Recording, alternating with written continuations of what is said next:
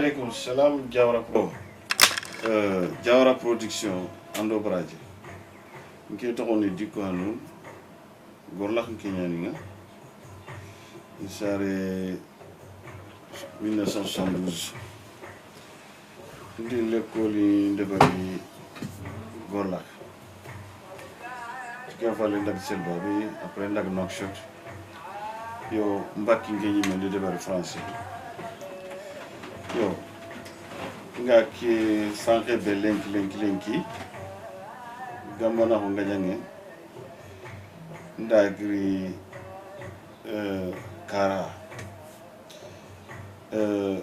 gambana ko fakhe mandi londe sirke be ki trindini ki trindinde kebe gane londe gambana ko fakhe nyimi yimbe allo xenya lemine nyana nga ante butu ando riga yu xasen maltraité parce que ikundanga kema har tigame me wutu annali mun buti ngori ina xirse manque respect yo kenna to anyimeki hari katike nyime Allah ndi ñoki ke brandi fofo ge nasre ñaro parce que nasre logo ani menaro iga kebe ronde ani menan ta ke place ta igra logo koto angamutation fait bouré wan no ke aga gildi aga na griso anyana révolté anyana révolutionnaire yo figue be wudu vraiment iga kara iga fatambi no nyimbe naka foni yani angana biri no yo vraiment ana révoltant muy munkenta gambana ko fanke gambana ça veut dire quoi? Gambana umure ni suni kan kandenya usumbana Allah tinanti usumbana innal mu'minina ikhwa c'est-à-dire fofo gen silamunya asul wahi anatu gambana ko nekia gana tananga nambana ant foso sere de foso ando kebe gan xaw ina kinaba soro kushu galante nyekono ogana tinanti soro lante nyekono peti c'est-à-dire toi on kille metchun kille fofo dambe harikit an ko kitu dom quoi il y a fume ha bané sur la place là ak fait nanti kitu lor bané ke aw kutu ko non angila o kebeda ina kiranga imbaga fa nanti ewa alas ngirikeya andam bengirikeya annam bengirikeya d'ailleurs en réalité kenyandi fatam binan titil sori ko bana fatam binan nan toki falli murtani ke gambana ko ngantuna da parce que an fini du iga kube ni ragana problème en réalité kunyanka tija igandi tuwa ko ni kunya maka igandi kunya wara dukani fige bewtu ashiroma xanan ne xangata parce que étiquette nyanta nanti parce que ngir ke qabila harangila o kera onto wala onto kinna onto wala ma yo ken ti soni ko ban ronde attention parce que sero ko ngani mu gisse fene ikul nanga problème que anison ko banano mais en vérité dans toute l'Afrique de l'Ouest mal angatu angani fofo kama surtout golisre sran setano mutu kuntu mulla golisre ke ga aga sebtini diko anu yu takene partout inti diko anu bana takene ntiena ga wallahi mati gana iga ta ona tigin takene tinenuko mais soron du diko anu sama idi yonki nyata Luther King ada yonki nyata Malcolm X ada yonki nyata kay ato Abraham Lincoln tu abon ko lenyani Amerique président ada yonki nyata ko keke tan donc qui lenki 2021 sur gana taw fonti ma ma ni ke c'est pas grave hafi bane udu ngena nga question ke be ga ko projet ne di ko anu qui risque be angri wutu parce que il a un yon qui kemini menace ni ngam batte plainte ni ngam batte sorongu du lenki iga fofo nyagana ala katiga kala ina di ko anura agro ken dam rosu amani lande parce que tu as une les convictions c'est-à-dire animal tongo ndakal sikite ni langandu nyakite ni koyndu nyakite ni menace ni nyakite kumbene ngatu jamanu yogoni lenki digana moguti dikko anu ke jamane yogoni wono ngati iga keme fere nyana iga dikko anu kerne mo bin kenya soro mudu nganya ni déplacer mo gabo ngako no soro nanga par mesure de sécurité ha kesu lanti ni landi ak feti nanti nokku nu yogoni du yimbe ngati liya ngatu peut-être que ndo fona gamu agani tout ana labo mutana tunti wana yogoni wakile sironti ko ni ndanga texis tinanti anke ogama kariya on tutuma mais kem lanti ni landi ni falle parce que nga gajange kebe ndi tonmontiya ngotu nanti ngana kara Seydou Fouré wala limite serait kara serait mebenyatu mais une conviction que ndaka parce que ndi nyonki keswaro goleki parce que netu iga kubeli ragana soro rogonto ou folle mu je ne sais pas kunga torabe no honga en réalité sera ma xaw i wala ke torana mombi na ko ngono mais aussi on a dit surtout yogoni kanu xawono il faut qu'on a sur ku sagondia angamnya sersage fulungan ko no bo susa boné la mota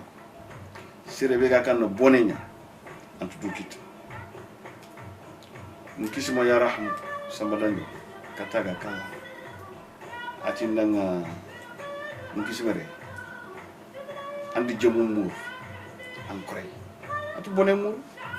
angana boné mur kebe ga boné litri katan akaw jomum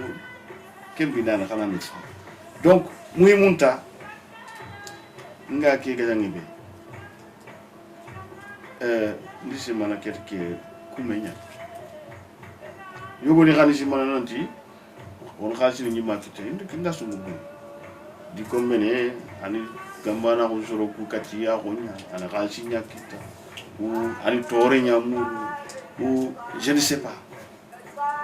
mais xalsi ga kité ne est-ce que nké wati nké est-ce que ni place yi mi kit ke ga rene ke bravo ko dep parce que xalsi ku ga kité re belenki di ko la tron non tore nya ga kité ne kan di to ku ga jana parce que ni ni na yi ta hunto ni iga golle ke kap yo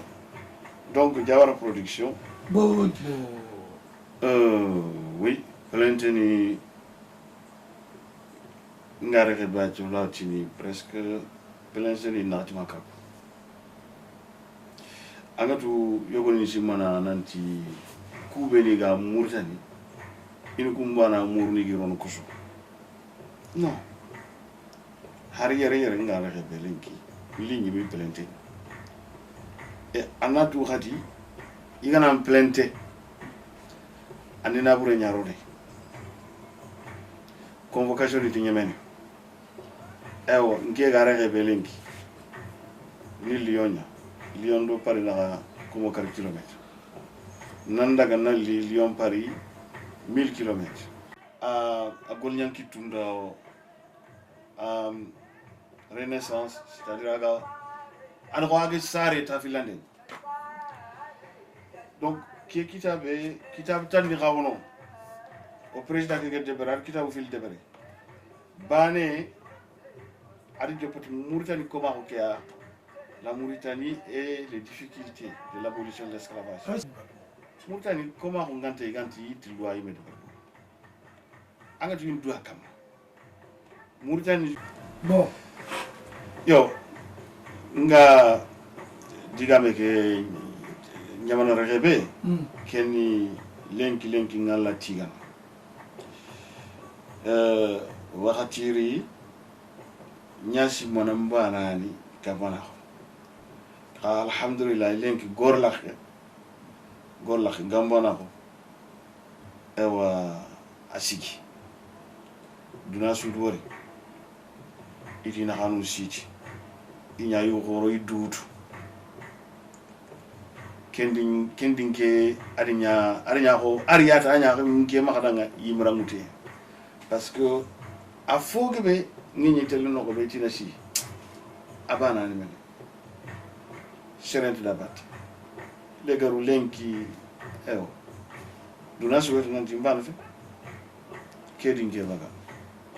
ngi gorla ke gambana ko ngi gan sri yo ke ngana dangi ngeri ke jamane 1998 ngeri ke jamane o 2001 yani o gari fedde yo sigindi fedde be to ngani association des haratin de Mauritanie en Europe ndo diplomatie yo gandi sigindi ado Thomas Sankara amarin tink akan diplomatie Burkina Faso kebe gisi ko gari fedde ke sigindi parce que gari yere bon o do fedde ke be nyere ku gamati ikuni fedunya iga culture c'est-à-dire iga atondu non iga ilada ni nyakana yigi yambana kenya oku gadi fay on du wala do et particulièrement igana fay gadi igana association de culturelle ini khalsi nyimba kita tuba ni guma parce que ni katto ya et en plus itelo ko ma ko nyayamba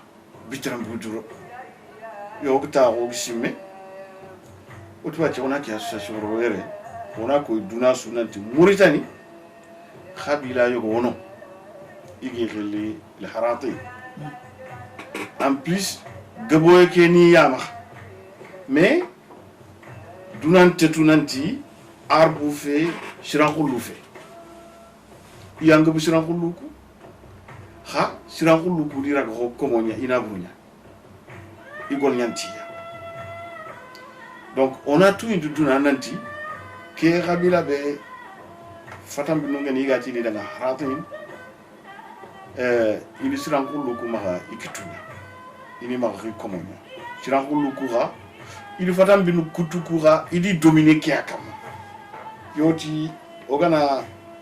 haratin ni ku bare nga duna ogana ay basu duna o mate nanti fo mu alhamdulillah donc duna su mate duna su wetu kebe gano duna su chef de commande kengana dangi radio o nya une forme de base arrière kubeni ga jamani no ganni yangana chef ina lagina lokusu up ni veli koni soro suna kudaka khagello gari o gada se soki tonto imu sere suraga o gari mugu o gama jo fandira ke bagan khaw jo fen duna sul katmiya taban yo lenki o wala tigana on tuti nanto butumure o butuke mumure tamma serbane utu iga fintinda kome waga koma o ku butuntu ha o do fonne kenkita ndwani mbugu soro ngulli figa be utu soro ngama nyatu inyatu o do siti ni metsigindi siti ke kitabu mbugana kitabu khoro lenki asage ya bon soro beni gana ko biram da beini kitabu nyambaki kama yigi safa donc cela veut dire que